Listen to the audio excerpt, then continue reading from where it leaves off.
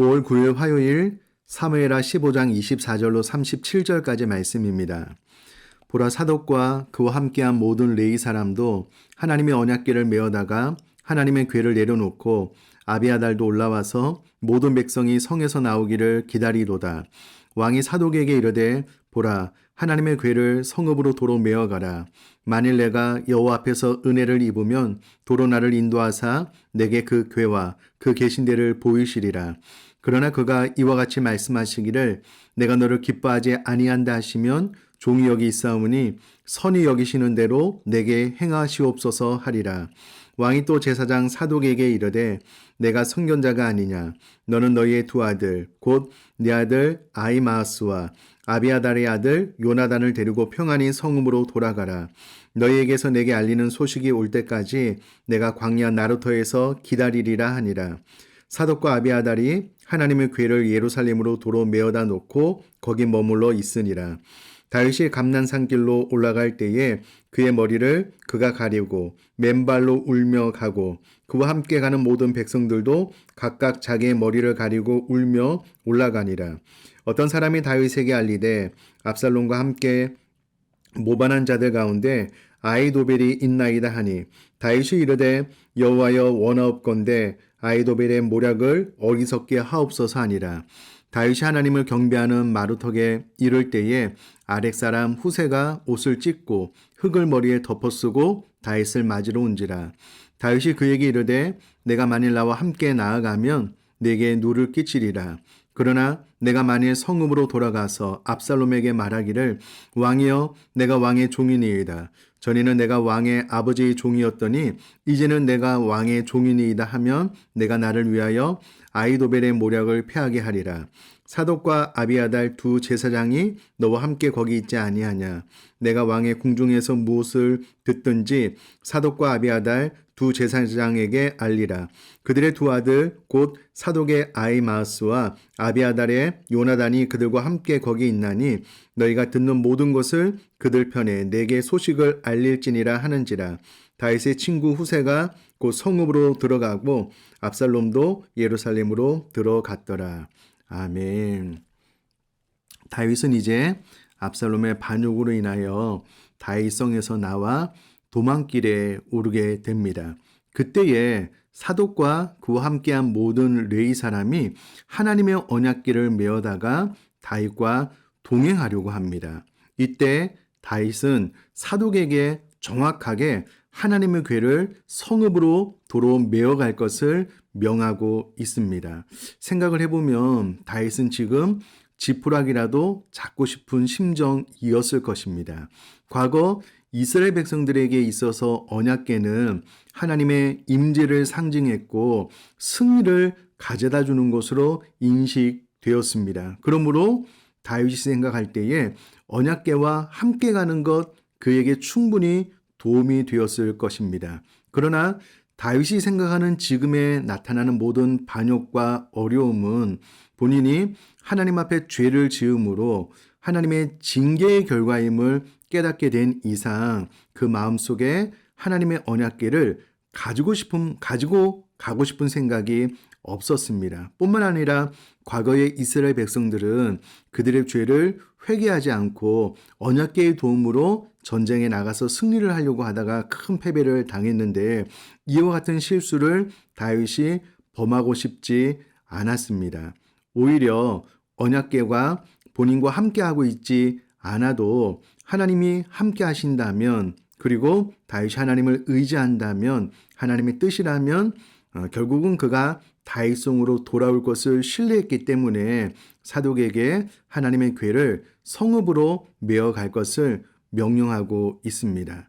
저는 다윗의 이와 같은 결정 앞에 우선에 어제도 말씀드렸다시피 하나님의 징계를 겸허하게 받아들이는 다윗의 모습을 보면서 또 다윗의 실수를 통해서 교훈을 받지만 또 다윗의 이와 같은 태도를 통해서 은혜를 받게 됩니다. 뿐만 아니라 이것이 다윗 마음속에 있는 진심인 것은 26절에 보면 이렇게 기록이 되어져 있습니다.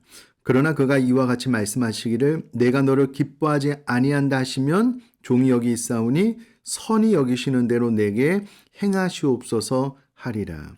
하나님의 은혜로 다윗성에 돌아오면 감사한 일이지만 그러나 하나님께서 나를 기뻐하지 아니하심으로 하나님의 징계로 인하여 내 삶이 끝나도 내가 그것을 정말 겸허히 받아들이겠습니다. 라고 고백을 하고 있습니다. 그러니까 하나님의 징계를 맞대항해서 왜 나에게 과분한 징계를 내립니까? 이런 태도가 아니라 하나님께서 지금 나에게 하시는 모든 징계의 절차는 옳은 것입니다. 다만 부족한 자가 하나님의 은혜를 구하고 있습니다. 이런 겸손한 태도를 다윗이 하나님 앞에 보이고 있는 것을 보게 됩니다. 뿐만 아니라 30절 말씀 보면 다윗이 감난산 길로 올라갈 때에 그의 머리를 그가 가리고 맨발로 울며 가고라고 기록이 되어져 있었는데요. 기록이 되어져 있는데 과거에 머리를 가린다라는 말은 수치와 슬픔을 상징합니다. 하나님의 징계로 다윗이 지금 이와 같은 상황에 있다라는 것을 표시함과 동시에 맨발로 갔다라는 것은요. 고대 근동에서 노예가 맨발로 다니는 것을 기억을 해본다면 다윗은 지금 회개와 스스로를 낮추고 있는 행동을 하고 있다는 것을 볼 수가 있습니다. 정말 낮아질 대로 낮아져서 하나님의 결정대로 내가 따르겠습니다라는 겸손한 모습을 보이고 있는 것을 보게 됩니다. 다윗은 하나님의 징계 가운데 인간적인 방법으로 법궤를 가지고 가거나 인간적인 방법으로 이 상황을 돌파해 나가려고 하지 않고 결국은 이 징계를 주신 하나님의 마음이 돌이키면 회복의 은혜가 있을 것이다 라는 것을 알고 하나님의 징계를 정말 겸손하게 받아들이고 있는 것을 볼 수가 있습니다. 저와 우리 사랑하는 손드림의 삶 가운데 하나님의 이와 같은 징계가 있을 때에 정말 겸손하게 하나님의 뜻이 이루어질 것입니다. 그러면서 하나님의 자비와 긍휼을 구할 수 있는 저와 우리 사랑하는 손드림의 삶 될 수 있기를 주님의 이름으로 축복합니다. 또 하나 볼 수 있는 것은 삶의 위기를 만나면 진짜 나의 친구가 누구인지 또 내 사람이 누구인지 알 수가 있습니다. 지금 다윗은 압살롬의 반역으로 인하여 정말 삶의 큰 위기를 만났거든요. 그때에 지금까지 다윗의 모사, 지략가로 활동했던 아이도벨이 반역했다라는 소식을 어떤 사람을 통해서 31절에 들었다라고 기록이 되고 있습니다. 평상시에는 다윗 왕을 위하고 다윗을 위해서 모사가 되어주었던 아이도벨이 이제는 나라가 압살롬에게로 기운다라는 것을 보고 그 기회를 틈타서 압살롬의 반역에 동참하는 것을 통해서 야, 사람은 위기의 순간에 진짜 내 사람이 누구인지 드러나는구나 라는 것을 보게 됩니다. 자, 그런데 아이도벨의 모사로 인해서 다윗의 나라가 세워졌기 때문에 다윗이 아이도벨이 얼마나 뛰어난 모사 지략가인지 알기 때문에 하나님 앞에 간절한 마음으로 기도합니다. 31절 중반절에 보면 여호와여 원하옵건대 아이도벨의 모략을 어리석게 하옵소서. 하나님의 징계 가운데 있지만 정말 하나님 앞에 간절한 마음으로 기도를 했고요. 놀라운 것은 이 기도가 끝나자마자 32절에 다윗이 하나님을 경배하는 마르톡에 이를 때에 아렉 사람 후세가 옷을 찢고 흙을 머리에 덮어쓰고 다윗을 만나러 왔다라고 기록을 하고 있습니다. 아렉 사람 후세 또한 다윗의 친구로 모사꾼인데요.